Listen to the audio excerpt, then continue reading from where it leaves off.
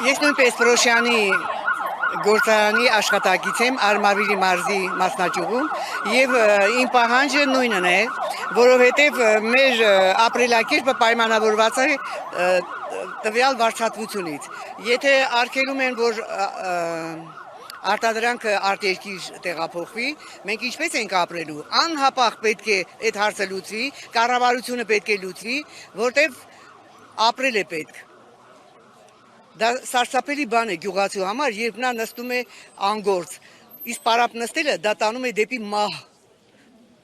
Իսկ մենք չենք ցանկանում այդպես ապրենք։ Մենք ունենք հայրենիք, պետք է մեր հայրենիքը բարգավաճի, պետք է զարգանա ու մենք լավ ապրենք, ինչպես բոլոր քաղաքակիր երկրները։ Մենք պահանջում ենք, որ անհապաղ բացվի այդ ճանապարհը։ Օրինակ շարքային քաղաքացին ընկերության ինչ խնդրի կարող է բախվել, եթե սա երկար տևի, այս խնդիրը երկար տևի։ Մենք պայքարելու ենք, մենք պահանջում ենք խստագույնս, չի կարող երկար պահանջել, որտեվ այդ ամսվա աշխատավարձը պայմանավորված է մեր գոյությամբ, մեր գոյատևելու համար։ Դրա համար անհապաղ պետք է բացվի այդ ճանապարհը։ Չի կարող Վրաստանի կառավարությունը այդքան ապերախտ գտնվել։ Մի քիչ կոպիտ եմ ասում, բայց վիրավորված ենք բոլորս եւ պահանջում ենք բոլորս։ Անհապաղ պետք է բացեն ճանապարհը։ Եթե չբացեն ճանապարհը, այնուամենայնիվ, էլ ինչ քայլերի եք պատրաստ դիմել։ Մենք չենք դադարի բողոքել։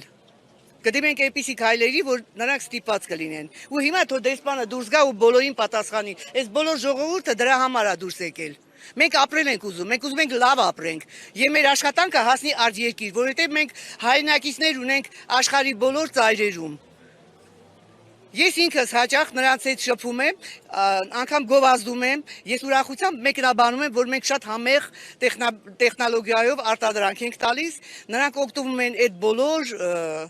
պահածոներից եւ պահանջում ենք անպատճառ, մենք ուզում ենք լավ ապրենք։ Հիմիկվա սերունդը այն սերունդը չի, որ